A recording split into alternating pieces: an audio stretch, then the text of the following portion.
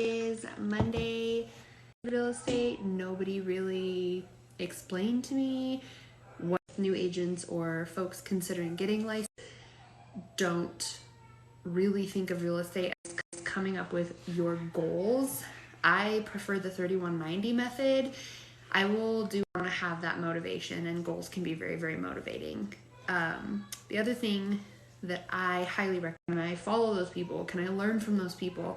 I was frequently told, like, whoa, you're just getting a team to mentor you.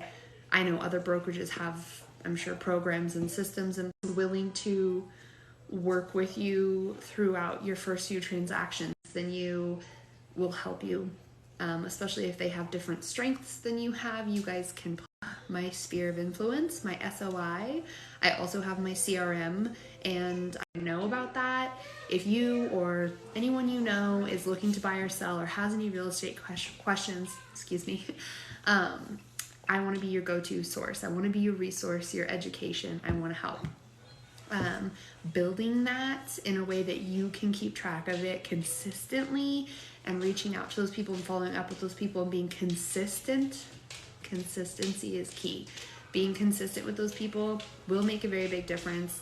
I learned early on that like friends and family probably won't use you for your first couple of years, so don't bank on those people being your first few clients. They might not, but they're also going to be watching you now that they know, and they're going to be following your career. So as you improve and as you learn and grow, those are the people that 2 years, 3 years, 4 years down the road into your career will be like, hey, you're an expert in the field. What do I need to do? Help me buy or sell. I actually have gotten really lucky and have had friends and family use me. And early on in my career, it doesn't happen for everyone. It's not like a hard and fast rule though. So having some way to track your sphere and making it as early on as you can, filling it out with as many people as you can right off the bat will give you a little bit of something to be doing to build your business, because you're going to want to be reaching out to people and putting yourself out there, and it can be a lot harder with complete and total strangers than a professor when I was going through the licensing course did that not everyone does, is he made us language and lingo and all of that, what it means for you, what it means considered legal paperwork. So you want to know what you're getting people to sign. And I still, even at the point that I am in my real estate career, a few years into it, I still read through contracts on a regular basis. I have a TC at this point, a transaction coordinator, but I still read through the entire contract with my clients before having her send it out to them, because I want to understand what I'm having them sign. I want them to understand what they are signing, and I like knowing all the updates and changes that are being made, because those forms do change. They are updated sometimes yearly, sometimes more frequently, sometimes less frequently, but it varies on where you live and all of that. But again, they're more likely than not a legally binding contract, and you really need to know what those entail.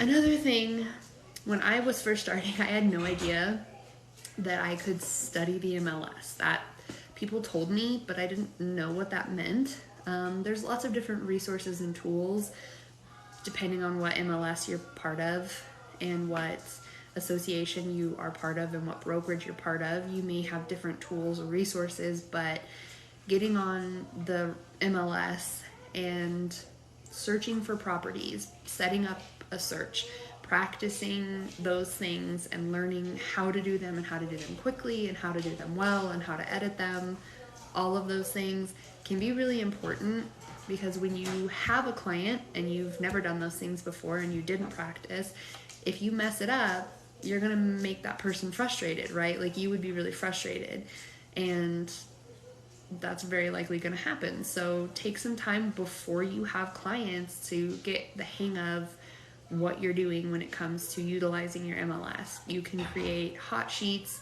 You can look for market reports on Instagram or TikTok or Facebook, what other agents are posting, and see what kind of information you should be looking at. and then getting the hang of researching and studying that information on a regular basis.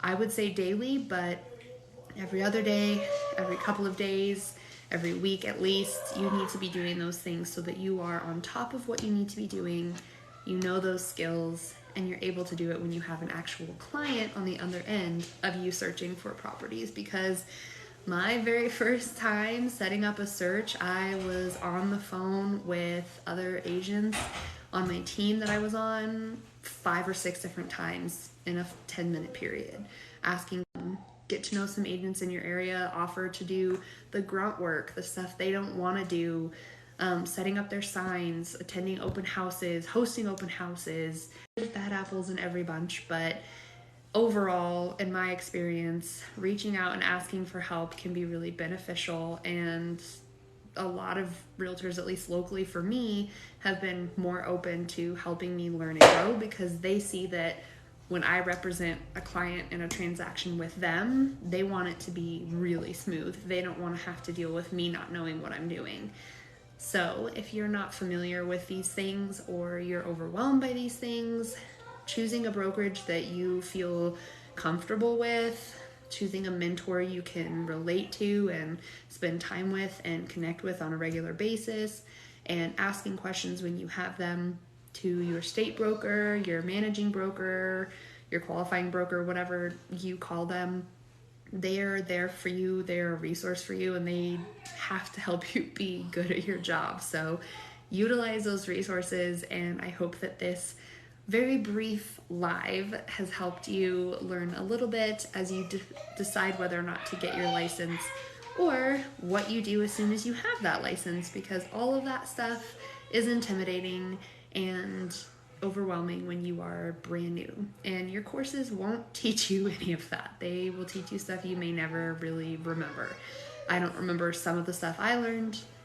It happens. If I come across needing it, I can always flip back through my book, but at this point I haven't needed it yet. So that is my little insight to anyone considering getting a real estate license, or who is recently going through the courses or just passed their exam. Of course, if you ever have questions about real estate or my brokerage, you are more than welcome to reach out to me. I am an eXp realtor. I am absolutely obsessed with my brokerage. I love it. I preach about it all the time. Most of my videos have something to do with eXp, so if you aren't already, give me a follow and feel free to reach out anytime here on Instagram, YouTube, Pinterest. I have a YouTube channel, just haven't really posted anything to it yet, so you can subscribe, and as soon as I do, you'll be the first to know.